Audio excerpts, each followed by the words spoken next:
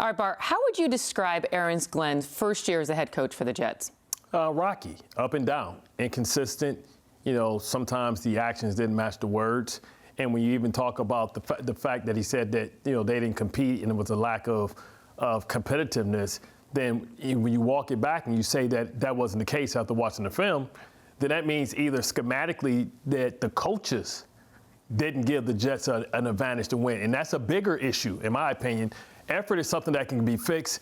Schematics is something that they're going to have to work on, because that means that Josh McDaniel and Mike Vrabel was one step ahead of them schematically, and you can't be asking the players to make up the difference if you can't make up the difference schematically.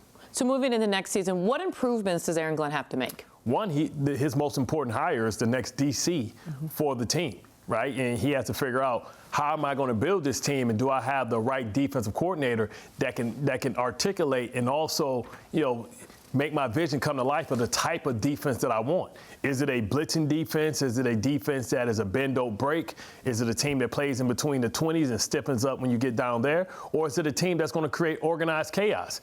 But to do that, he has to make sure he hires the right person, first of all, and then he has to make sure that he gets the personnel that he needs to execute the plan. So you talk about that DC. Who's on your short list?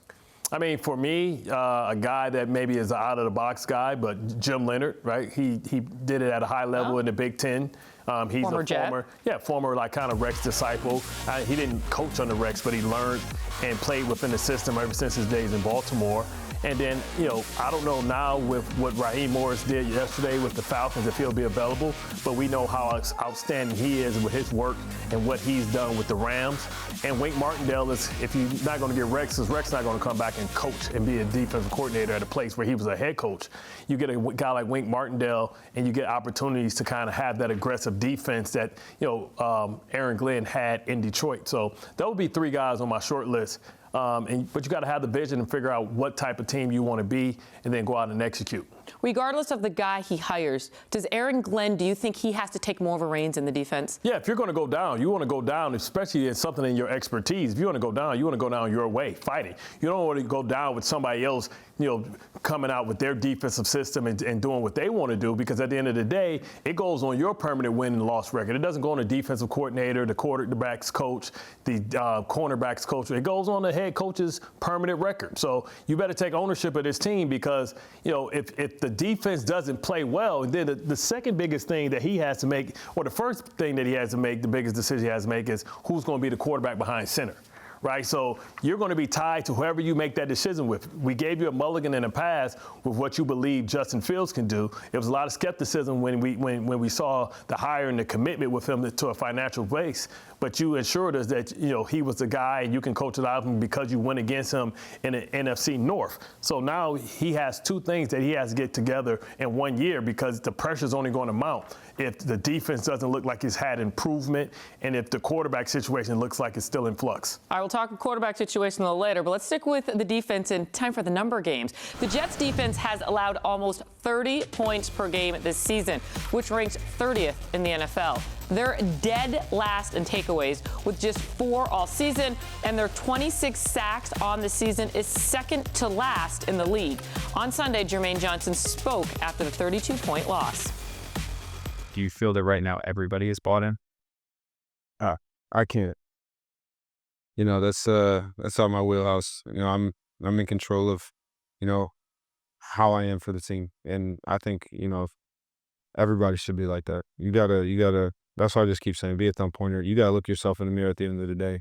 If you're bought in, if you've given up on, whatever's going on. But I think the character of these guys, honestly, I think everybody's bought in and has been given their all. But obviously, we'll see. We'll see what the silent tape says. All right, Bart, what did you make of Jermaine Johnson's comments this past Sunday about the guys being bought in? You just heard what he said. I mean, it's a cliche thing, right? We talk about effort. We talk about, we came out, we weren't ready to play. Guys bought in, torn the rope. Those are all cliches, right? Those are filler terms that athletes use.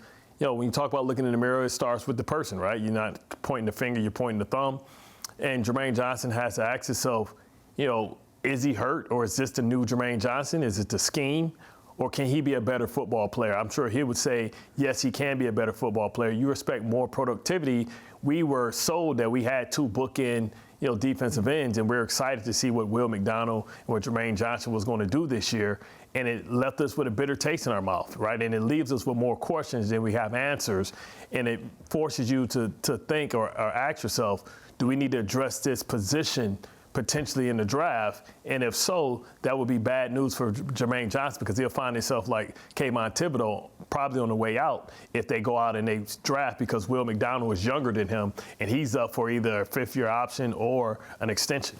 All right, we talked about that. Would you do a long-term commitment for Jermaine Johnson in the offseason? No. If you were the guy? No, I have to see it. It has to be a one-year prove-it deal, and you have to put all your cards in the middle of the table, all your chips in the middle of the table, and say, this is who I am.